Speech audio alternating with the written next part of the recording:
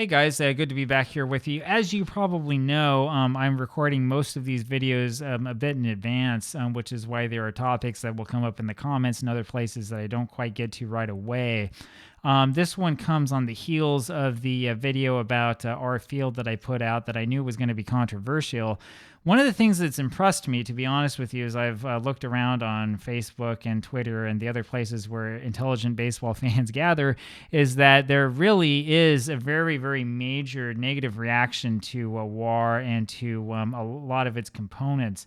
And it's one of those things, sorry about the dog, it's one of those things that's a little bit difficult to grasp, I guess, if you're a part of this idea and feeling that, oh, anything that is new and statistical and is, kind of magical like that is good and we should embrace and we should like it. I'll give you a little bit of my opinion on this, right? I've said this before. I mean, when I was in high school especially, I spent a lot of time on Baseball Primer, later called Baseball Think Factory.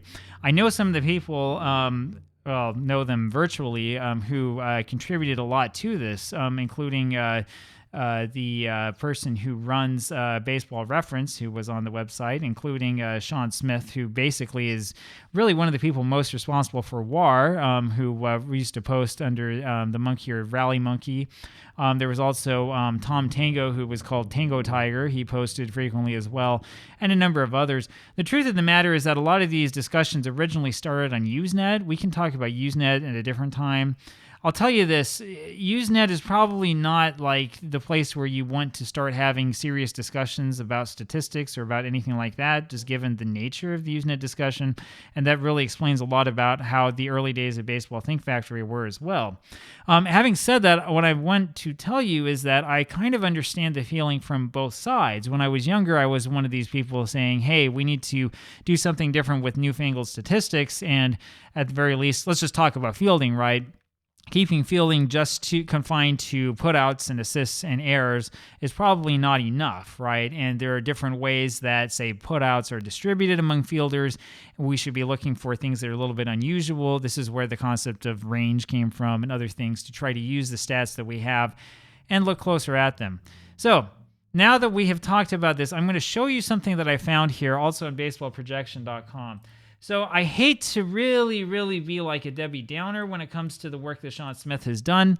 I'll tell you that one of the problems that he has is that he does not like to write, and that's obvious when you read his writing, right? He doesn't like to write, and that's one of the reasons why he tries not to write about stuff and instead tries to use statistics. However, you have to understand that statistics are a rhetorical tool.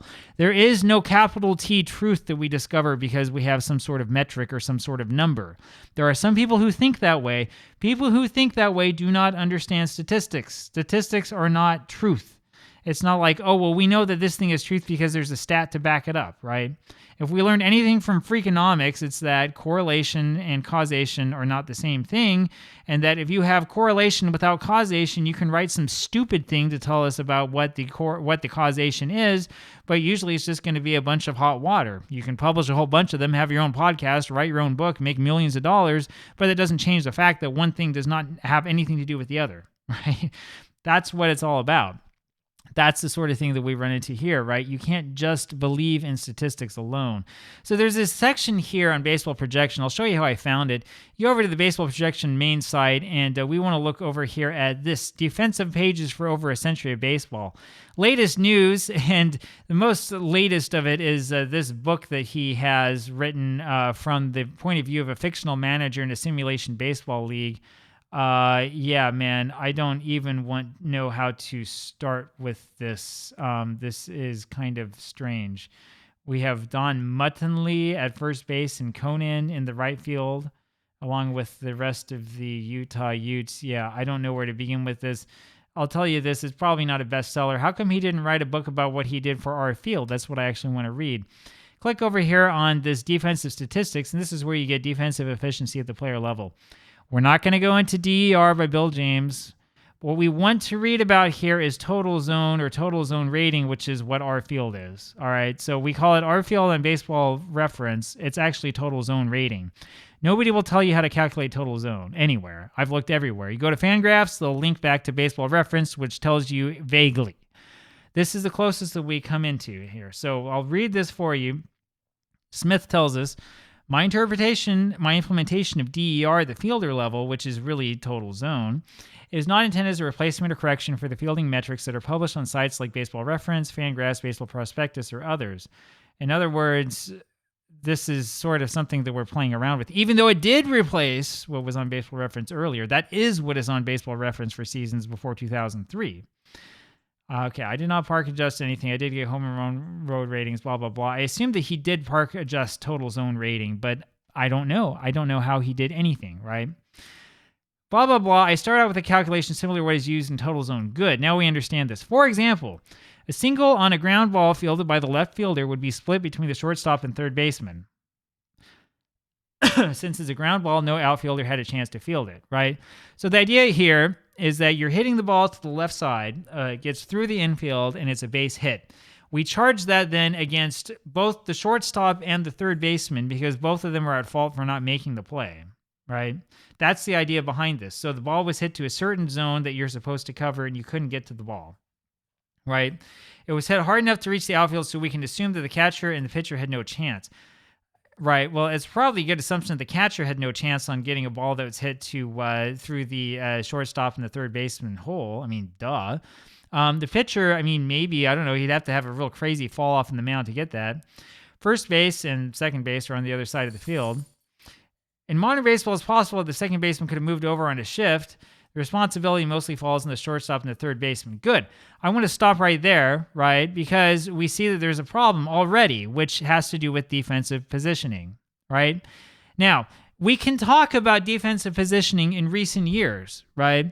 Because we know on which plays there were shifts, and we have the special, I can't remember what they call it, the FX stats or whatever they are that track where the fielders are, and we can see that this guy was over here, and then we can judge his defensive performance accordingly. I mean, whatever. Defensive shift is a team concept. It is a team shift. For us to try to judge that at the individual level, I think is absolutely bonkers, but I think that all of this is bonkers, so whatever. Now, such an approach works as well for 2003-2020. Well, the funny thing is that for those years, starting in 2003, RetroSheet uses information from Baseball Info Solutions, which, if you ask me, is a pretty sketchy-looking company that has its own proprietary metric that uses the stuff I was just talking about to trace fielders, right? But for information that's earlier, but before that, information such as who fielded a ball or whether it was a ground ball or fly is not always there. Right. What is worse is that some information is available more often for some teams than others, making it very difficult to fairly compare players in the same league or to make this judgment at all. So what do? We guess. That's what we're getting to next, right? This is the real interesting part. In order to implement a rating that works for each team back to 1916, or today for each team going back really to 1871, because you can find Rfield for every player and every team, Smith had to ignore batted ball type and who fielded the ball on hits. Why? Because the data is not there. Duh. Right? The data is just incomplete. You don't know what happened. We don't know if it was a ground ball, a line drive, or what. So instead, partial hits are attributed to a fielder based on only two pieces of information: the type of the hit and the handedness of the batter who hit it. The handedness of the batter who hit it, right? So, if it's a double or a triple, they give the outfielders a higher rate of responsibility, and hits by left-handed batters are more likely to be assigned to the second baseman and the first baseman, figuring that left-handed batters are more likely to pull the ball, right? This is ridiculous. This is absolutely ridiculous. Do I have to spell out why this is an awful system, right? We don't know, so we're going to just make it up based on nothing? That's what's going on. That's what Rfield is based on, right? Now, I don't know exactly what the RetroSheet data looks like for, say, 1986, where we're talking about Dave Parker, right? But if we're talking about, players before 1950, like the 1949 Philadelphia Athletics, we're saying here essentially, what we're saying here is that the traditional statistics of putouts and assists and errors are not good enough. Instead, what we're going to do is we're going to guess, and we're going to say, well, maybe this percentage went to this side and that percentage went to that side, and we're going to sort of assume that blame for an out not being made then goes to this fielder or to that fielder. Now, I've told you already there are conceptual problems with this, right? I was listening to a 1971 Orioles game the other day, game 1 of the ALCS. I've got a whole huge collection of these games on radio. And I listened to plays where the shortstop, Belanger, couldn't get to the ball, but Brooks Robinson could and was able to make the play, right? Do we charge Belanger with not making the play when Robinson did make the play? That's the first question I have to ask you, right? Is a positive play on one side mean that the other player gets some sort of, I don't know, debit because he didn't make the play that he theoretically could have made, right? Does it not matter how the play was, how the fielders were lined up? I mean, you can ask any former baseball player at any level, and they will tell you that, yeah, most of fielding has to do with positioning, and once you hit the highest level, it has a lot to do with knowing what pitch comes and knowing who's up to bat, right? They pay attention to stuff like this, and that's how you can get that extra step or two that's important. There's a good friend of mine who's over on Facebook and on the Action PC forums who loves Action PC football, former player himself, Mark Bozeman, if I remember his name right. And he talks a lot about football at the higher level. He used to play for Michigan in college and was a running back. And what he told me is that when you get to the highest levels of these sports, a single step or half of a step or two is the difference between an unsuccessful play and a successful play. The same is true in baseball and is especially true of defense. So defensive positioning really matters, right? A lot of this is already cooked into the statistics. When we ignore the official statistics that have been collected for a long time and instead try to recreate this based upon, I don't know, what our gut feeling tells us, or based upon the fact that we have retrosheet data and we want to play with it, and we start using this new stuff to make these huge judgments about the player's worth, we're going to run into problems, and that's the problem that we run into with Rfield and that we run into with WAR. So once again, for those of you who have been saying all this time that WAR is a made-up statistic, it turns out that you're absolutely right, and the proof of the pudding is right here. I'm going to link to this page down in the description. If you disagree with me, please leave me a comment because I would love to talk with you about this, and I'd love to hear what you have to say. This is the thing that has turned me away from modern baseball statistics because this is ridiculous. This is absolutely ridiculous. It has no place in baseball stats. We'll talk more later on about this stuff. I also think that proprietary statistics have no place with this. Statistics should not be secret, right? If you want to make a book and you have stats in it, that's fine, but let me see what you did. If you don't let me see what you did in your stat, if there's no way for me to go back and to criticize it or to dig into it or to do it myself, I'm not going to use your statistic. I'm going to dismiss it as worthless and as meaningless. All right? Is that fair?